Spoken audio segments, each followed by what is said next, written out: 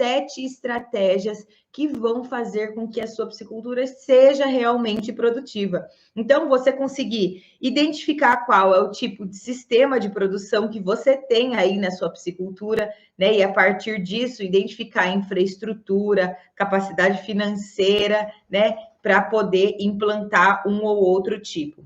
Identificar, né, dimensionar e medir mesmo qual é o tamanho do viveiro que você tem, qual é o tamanho da represa ou da lagoa que você tem aí na sua piscicultura e qual é o volume de renovação de água que você tem. A terceira estratégia é você identificar esse peso de abate, né? Quando você consegue identificar o peso de abate, e essa identificação do peso de abate vem de acordo com você conhecer o perfil de consumo do cliente, do seu cliente, né? Do consumidor final ou do frigorífico que vai comprar o seu peixe. Então, ou se é um peixe que vai ser entregue para grandes frigoríficos e que aí sim eles já têm uma padronização de tamanho de peixe para ser abatido. Então, você entender qual é o tamanho do peixe que você vai comercializar, para que isso te ajude em um dos passos lá da aula número 2, que é a capacidade de suporte. Além de determinar o peso de abate, a gente também já viu na aula 1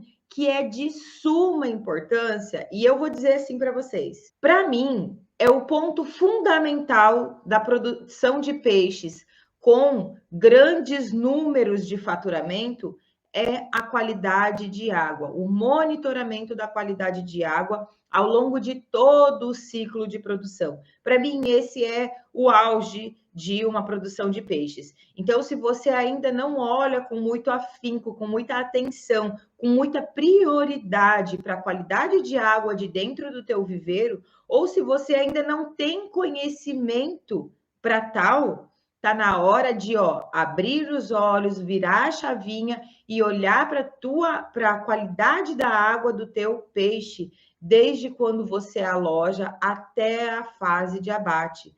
Porque se você está perdendo peixe, ou é por erro na quantidade, e aí você não está sabendo fazer a capacidade de suporte, ou é por má qualidade de água. São os grandes principais motivos de mortalidade de peixes e de queda de desempenho de peixes dentro de pisciculturas. Então, quando eu falo dessa quarta estratégia que a gente trabalhou na aula 1, que é monitorar, acompanhar os parâmetros de qualidade de água dentro do viveiro ao longo de todo o ciclo de produção, isso é imprescindível, não dá para fugir, não dá para fugir, não dá para fugir, tá? O próximo passo é você fazer uma definição de manejo alimentar ou adequar o manejo alimentar da sua piscicultura ou do seu viveiro para a condição que você tem, para a fase de produção que você tem, utilizando bons alimentos, utilizando alimentos que tenham eficiência logística, inclusive, porque às vezes você compra produto de uma ração de uma determinada marca e aí no próximo mês não tem mais, porque eles não conseguiram trazer, porque não tem, enfim, porque não tem logística. E aí você acaba ficando refém. Então é importante você pensar também, não só na questão de qualidade, de fornecimento, mas também de logística para a tua região aí onde você mora, né? Isso é importante.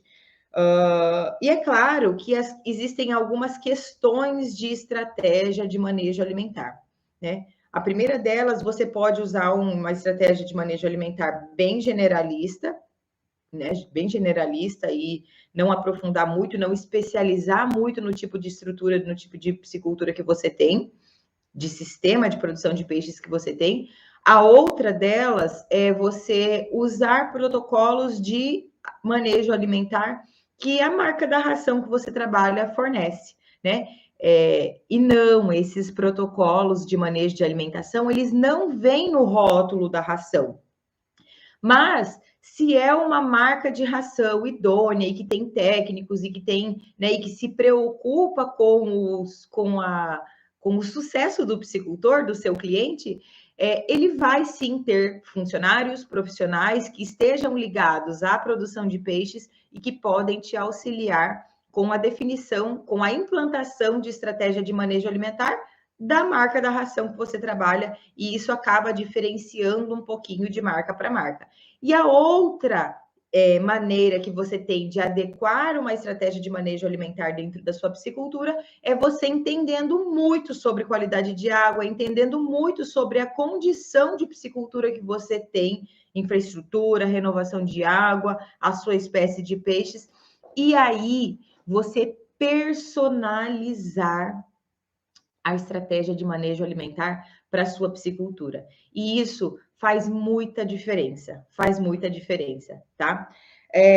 Além disso, a sexta estratégia que nós trabalhamos lá na aula 1 foi sobre monitorar e acompanhar o comportamento dos peixes, porque sim, os peixes nos mostram quando tem coisa errada.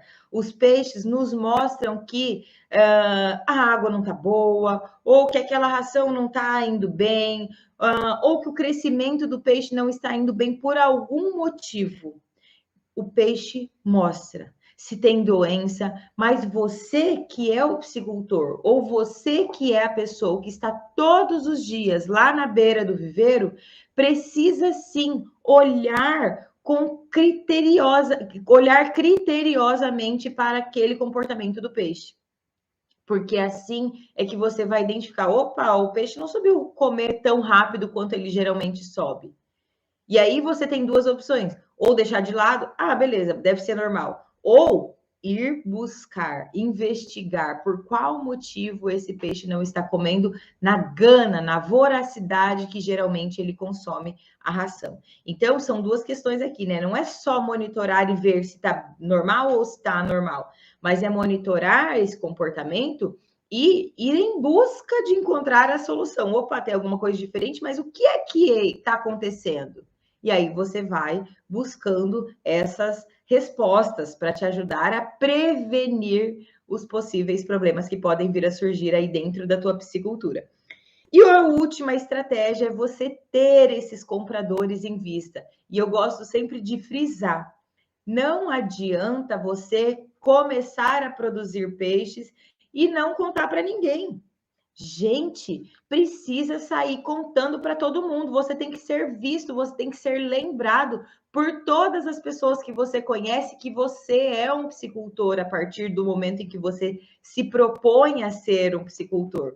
Porque só assim você vai ter com pessoas interessadas no teu produto, só assim você vai ter oportunidade de conhecer compradores de peixes, frigoríficos, mercearias, peixarias e afins que tenham interesse em comprar o peixe que você produz. Então, começou a produzir peixe hoje, ou está começando a mexer na construção do teu viveiro, levanta a tua voz, levanta a bandeira. Ó, gente, eu sou piscicultor, mesmo que você ainda não tenha peixe. Porque você vai ter peixe em algum momento. Mas as pessoas precisam saber disso. Então, saber disso, porque aí você vai conseguir ter esses compradores em vista.